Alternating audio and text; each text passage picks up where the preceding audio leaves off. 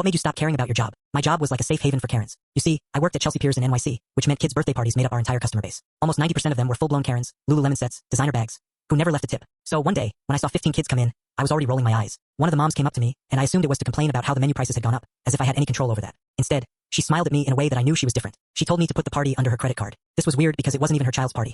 But I listened anyway. None of the moms, not even the mother of the child whose birthday it was, thanked her. But the whole time, the woman was smiling as if it really was her pleasure. She ended up tipping 40% and even got all the moms to leave us a good review on Google Maps. And I never saw her again. Until 2 months later, that is. She did the same thing again, except this time she came early and even helped to set up all the balloons and decorations. Tipped 50%. But this time, the mom started berating her.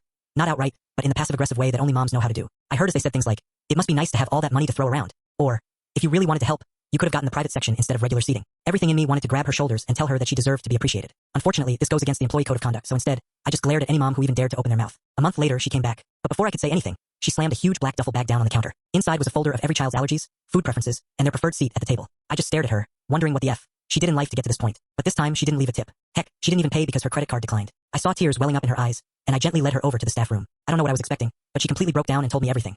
How everyone always expected her to run the school fundraiser committee while being the top donor. She was even the emergency contact for half the class because she's always available. Turns out, she didn't even have more money than the other moms. She just didn't want anyone else to feel as pressured as her. And now that her husband had lost his job, she couldn't afford to play the role anymore. My heart broke. She kept apologizing for crying, but I told her she had nothing to be sorry for. Suddenly, she pulled out this envelope from her purse that said, "Mortgage" on it, and started counting out $20s. I stopped her right there and said I'd cover it. This time, when we walked back out, the other moms were all huddled together, whispering. Jessica, the queen bee of the group, with her perfectly blown out hair, looked right at Sarah and said, "We were just discussing how the party standards have been slipping lately." She said it with this fake smile while looking Sarah up and down. The credit card declined again the next month. This time, it was in front of everyone. Jessica stepped forward with her platinum card and made a big show of it. "Sarah, maybe you should focus on getting your finances in order before committing to things you can't afford. It's embarrassing for all of us." Sarah excused herself to the bathroom. When she came back, her eyes were puffy and red. The moms completely ignored her and demanded that she clean up her makeup so she didn't look so miserable. When Sarah actually started to take out her pocket mirror and mascara, something in me snapped. My manager was off duty that day, so I knew I could say whatever I wanted. I walked over to the table and tapped one of the kids' plastic cups until everyone paid attention. "Jessica, I've been watching these parties for a year now. How much have you spent altogether?" There was silence. Her mouth was wide open, completely stunned that I knew her name. "Well, let me tell you, probably around $20 on gas."